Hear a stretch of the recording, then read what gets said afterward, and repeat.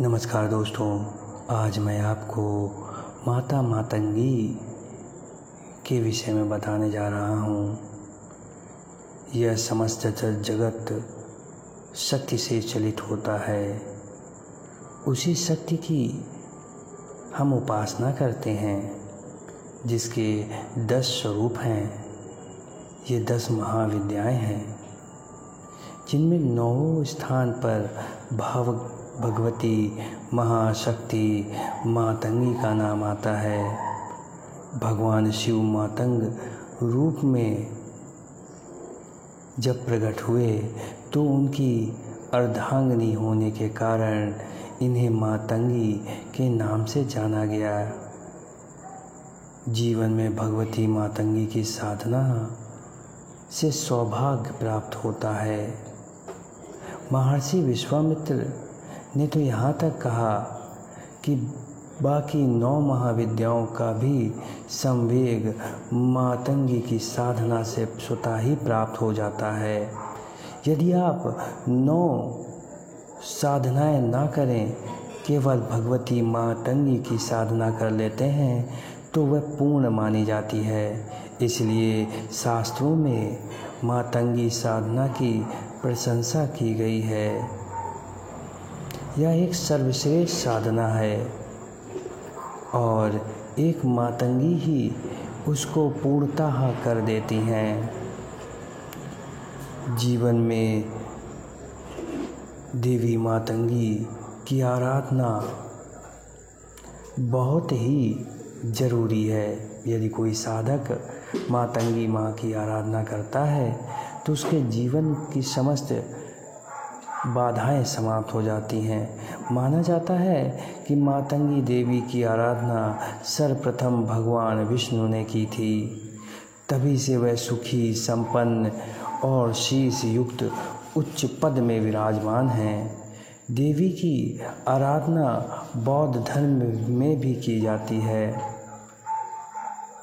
किंतु बौद्ध धर्म के प्रारंभ में देवी का कोई अस्तित्व नहीं था। कालांतर में देवी बौद्ध धर्म की मातागिरी के नाम से जानी गई। तंत्र के अनुसार देवी सरस्वती के नाम से ये जानी जाती हैं, जो श्री विद्या महात्रिपुर सुंदरी के रथ की सारथी और सलाहकार हैं।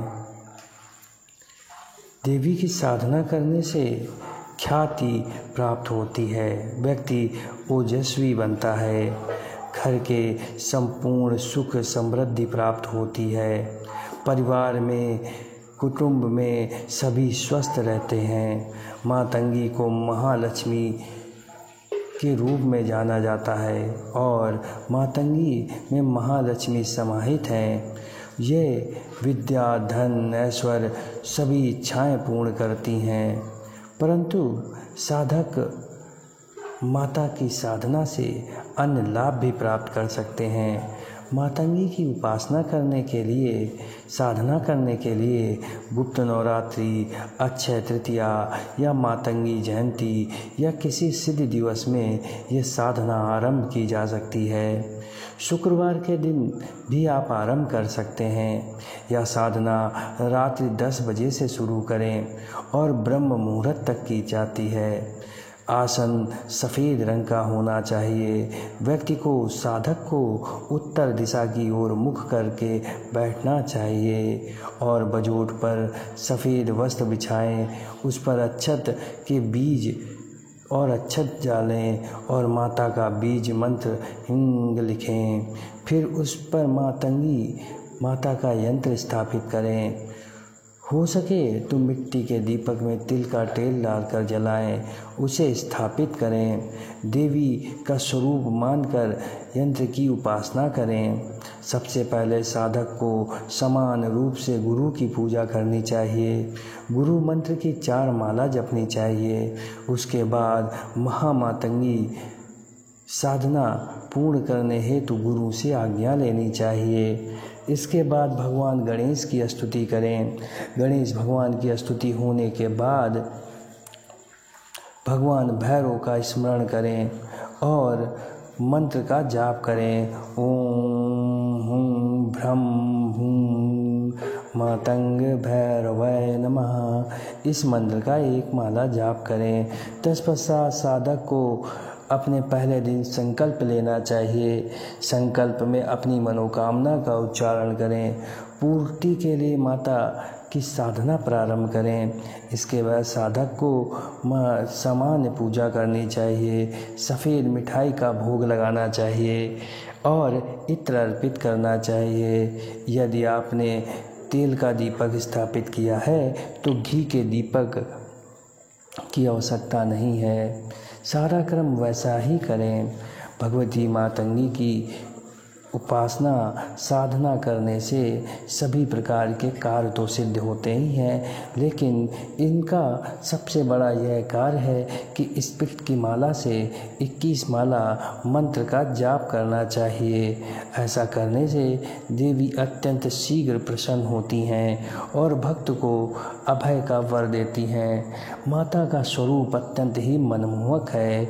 मैं मातंगी माता का ध्यान करता हूँ, जो रत्नमयी सिंहासन पर बैठकर पढ़ते हुए तोते का मधुर सुर सुन रही हैं, मधुर स्वर सुन रही हैं। उनके शरीर का वर्ण श्याम है, जो अपना एक पैर कमल के आसन पर रखे हुए हैं। मस्तक पर अर्धचंद्र धारण करती हैं। पुष्पों की माला सुशोभित हो रही है तथा वह बीड़ा बजाती हैं। वह उनके प्रत्येक अंग पर कसी हुई चोली शोभा पा रही है। वे लाल रंग की साड़ी पहने हुए शंखमय पात्र हाथ में लिए हुए हैं और ललाट की बिंदु शोभा दे रही है। ऐसा माता की उपासना के वक्त उनकी स्तुति करनी चाहिए। इसके बाद मंत्र जाप करना चाहिए। मंत्र जाप के बाद एक अचमनी जल छोड़कर मातंगी को समर्पित करना चाहिए। मंत्र जाप के बाद देवी मातंगी से अपनी साधना को पूर्ण करते हुए तथा साधना में यदि कोई गलती होती है तो उसके बाद उसके लिए क्षमा याचना करनी चाहिए। इस दिन इस प्रकार 11 दिनों तक साधना करनी चाहिए और अंतिम दिन अक्षत तिल मिलाकर हवन करना चाहिए और दीपक को विसर्जित करना चाहिए और चित्र या यंत्र को रख देना चाहिए। स्वयं प्रसाद ग्रहण करना चाहिए। ऐसा करने से माता अत्यंत खुश होती हैं और भक्त को अभय दान देती हैं और ऐसा भक्त शीघ्र ही कोई दिव्य शक्ति या दिव्य सिद्धि प्राप्त कर लेता है।